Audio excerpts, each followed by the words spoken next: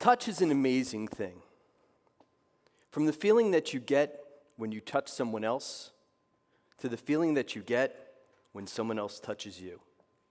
There is a beauty in touch.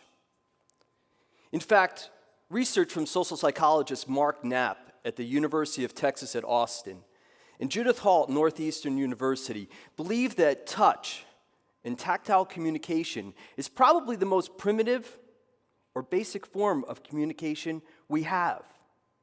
In many ways, our first input of what life is going to be like comes from a sense of touch and being touched. How many people here like to be touched in a positive way? Cool. Do you ever feel like you're losing touch? I'm talking about the good, healthy effects of positive touch. 27% of Americans now live alone. Single people now outnumber married people. In fact, for the first time in the U.S. ever, single women now outnumber married women. More people are working remotely for their jobs, and in our ever-digitized world, things like personal connections are now less and less personal. Even things like FaceTime are no longer about actually being face-to-face. And in our fast-paced, digitally connected, but personally disconnected world, we are losing touch. We're losing physical touch and the benefits of what physical touch does for us as beings. Do you ever feel like this?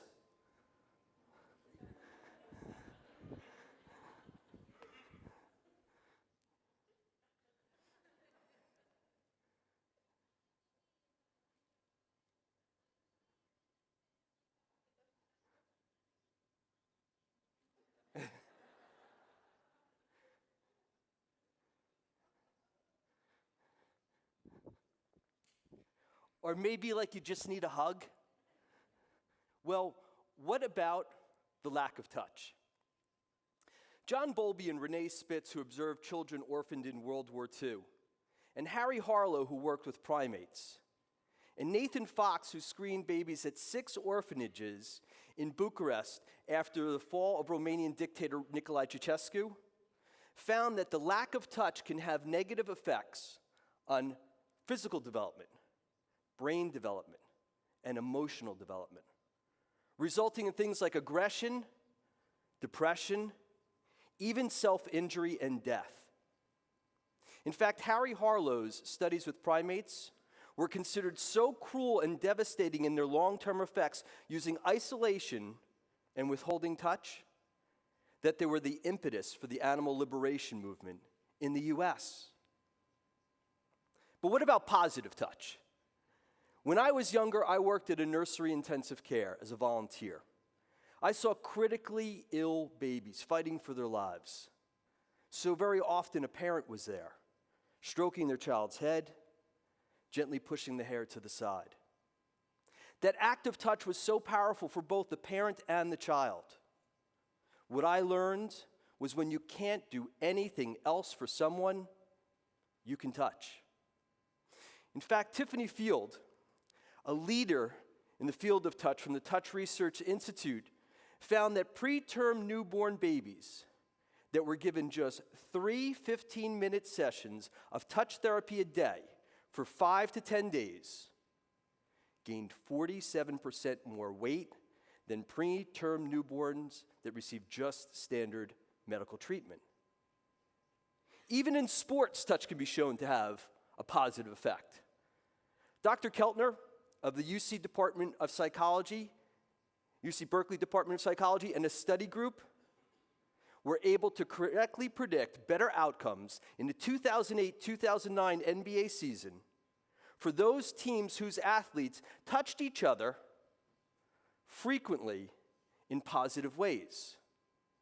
Teams that did things like chest bumps, high fives, hugs, huddles, even slapping each other on the butt, most often early in the season, had better seasons. Whether it's holding hands, a gentle kneading massage, or a hug, it releases good, healthy hormones like oxytocin, serotonin and dopamine, while reducing bad hormones like cortisol. But it's not always acceptable to ask a stranger for a hug or for someone to hold your hand. But there are ways that you can pay for the positive effects of touch. Some of them are legal. Some of them are illegal. So let me ask you a question. How many people here have ever had their hair done by someone else? At least once? Is there anyone who hasn't? Did you ever wonder why being touched and groomed feels so good? Well, when it comes to your scalp and the nape of your neck, they're erogenous zones. Your scalp is covered in receptive nerve endings, making it very susceptible to the touch. And on a regular basis, it's rarely touched by anyone else. I can tell you as a hairdresser, there are some times at the shampoo sink when the guest's scalp is being massaged while the hair is being shampooed, that the sounds that they are vocalizing could get at least an NC-17 rating. Did you ever realize that being touched and groomed is one of the 7 most common experiences in the world? Being born, breathing, drinking water, eating, sleeping, dying. Now that's only 6. What I think number 7 is being touched and groomed. When primates sit in groups, what do? They do each other's hair. And it's not because one of them owns a salon. Though the one in the center looks like it might be practicing for that. Did you notice? So he blew into it. There are indigenous tribes that have never worn shirts or socks, but they do each other's hair. It doesn't matter when you were born in time, the color of your skin, the amount of money you make, the continent you were born on, whether you are male or female. Everybody's had their hair done, been touched and groomed by someone else at least once. It doesn't matter what the style or the fashion or how digitized our world becomes, being touched and groomed is one of the oldest ways that we care for each other and connect. It not only makes us feel good, it makes us look good. That's why they're called beauty shops, not ugly shops. From shampooing of your hair to the rubbing of your feet and everything legally in between from a massage therapist, getting touched is one of the best ways that you can reconnect. It doesn't matter how digitized our world becomes, what is the fashion or the style. Being groomed is a personal and physical connection between 2 people. It requires touch and being touched.